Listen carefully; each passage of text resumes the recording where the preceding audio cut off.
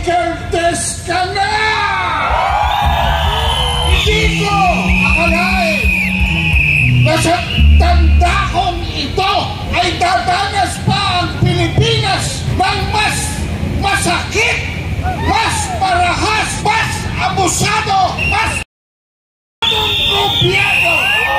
Akala ko si Noynoy Aquino ang pinakaburang presidente ng Pilipinas. Meron pa palang Marcos! Ang mga buhaya sa Kongreso ay nagsasabwata na para i-impeach ang ating pangalawang Pangulo. Papayag ba kayo?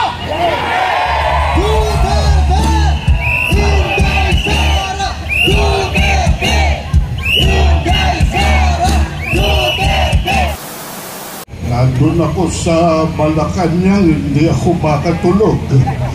Ang ingay ninyo!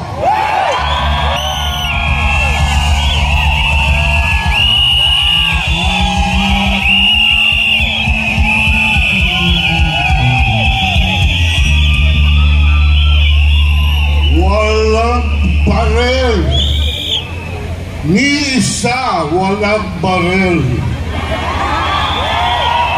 Walang tigas.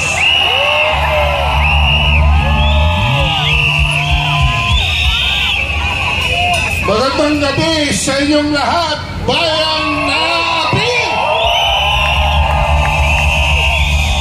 Bayang sinisil! Bayang ginigipit!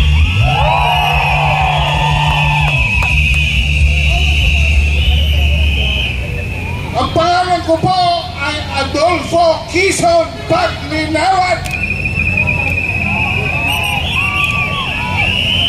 Ang tawag po sa akin hanggang nung ako'y maging high school ay Dolphy Quezon. Kaya ako'y nananawagan, Bongbong, magsumikap ka!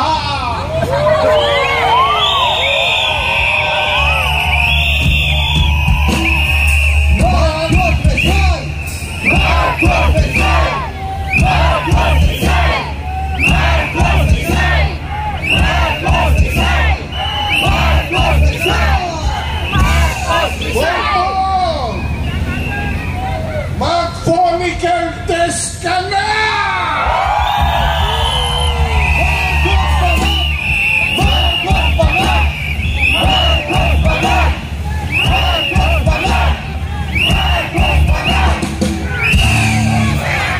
Maricel! Umamin ka na!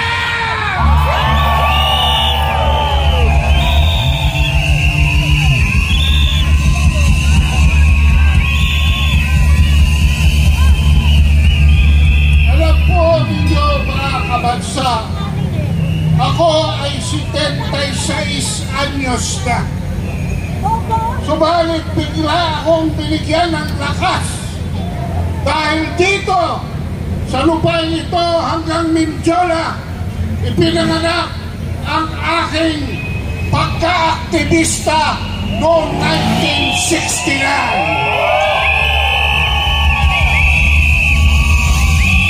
Hindi ko akalain na sa tanda kong ito ay dadanas pa ang Pilipinas ng mas masakit, mas marahas, mas abusado, mas abong gobyerno.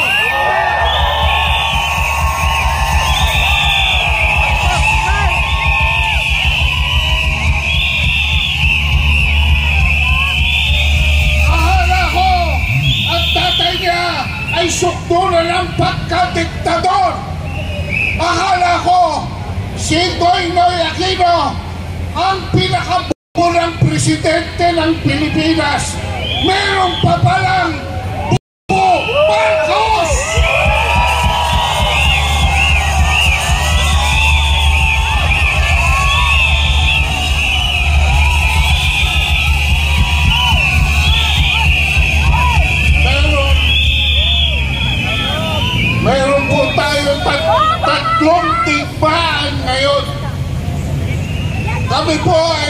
mamamayan ayaw sa digmaan. Tatlo po ang digmaan kinasasangkutan natin ngayon. Ang unang digmaan ay ang digmaan na nasa loob ng ating pamilya. Ang digmaan ng pangkabuhayan. Ang digmaan kung saan ang mga magulang ay hirap na hirap nang palakihin ang kanilang mga anak. Dahil magtatatlong taon pa po, wala pang nangyayari kay Marcos ukol sa ating ekonomiya.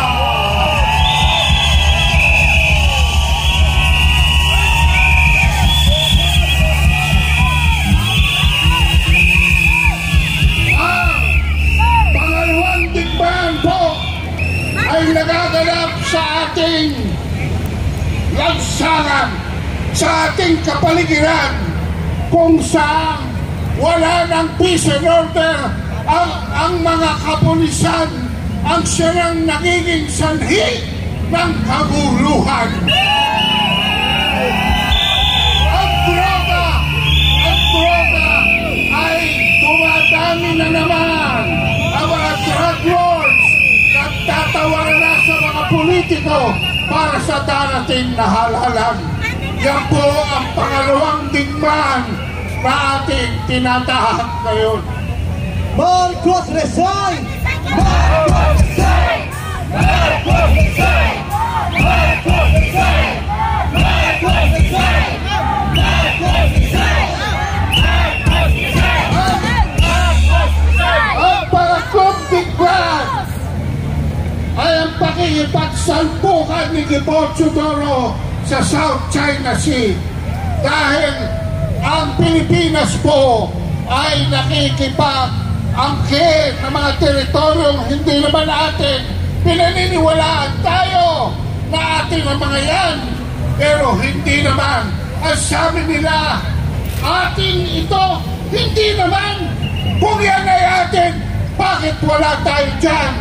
Ha? Oh, yan ho ang digmaan kung saan sila ay nagpasok na ng isang Typhoon missile system na ngayon ay nasa Northern Luzon.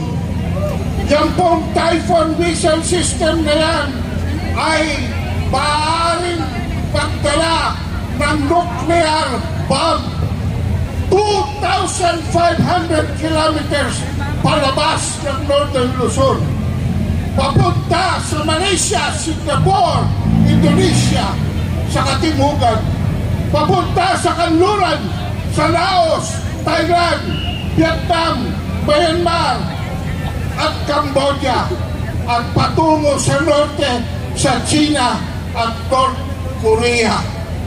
Kaya po tayo ngayon, dahil ang North Korea ay nakapagpirmahan na sa Ruso, tayo ngayon ay nasa crosshairs na.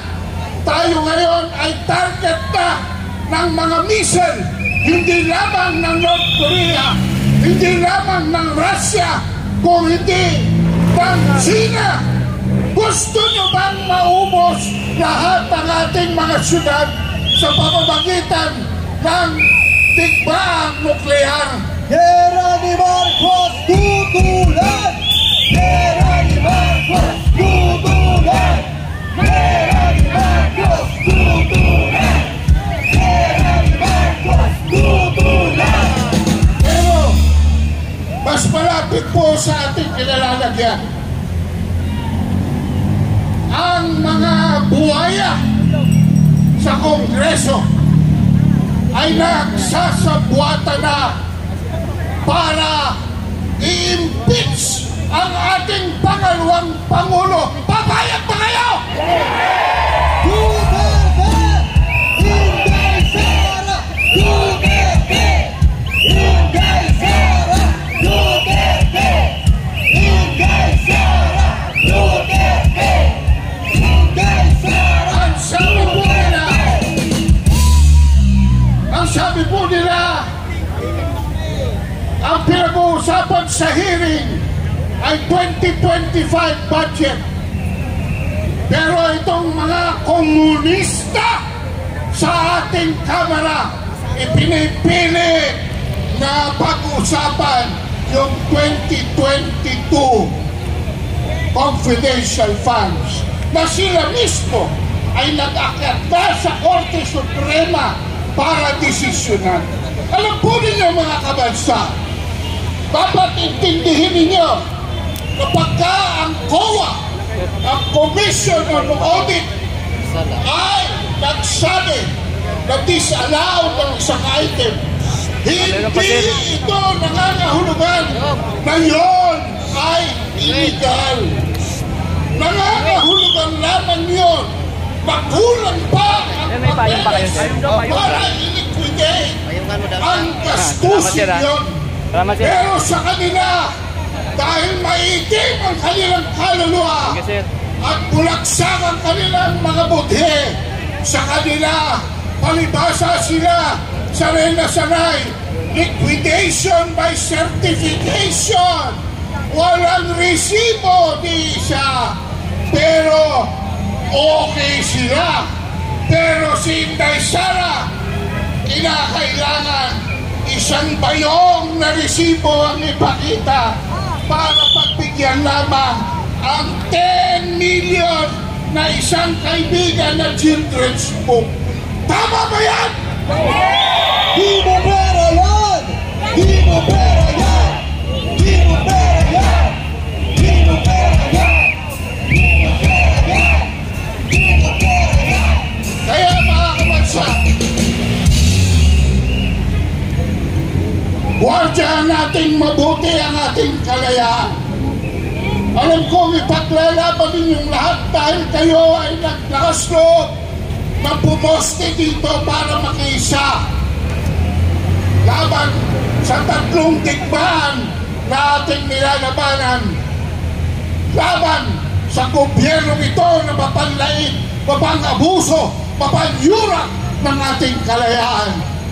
Mga kabansa, maraming salamat sa inyong lahat at huwag kayong bibitaw hanggang sa araw ng pagtutuos!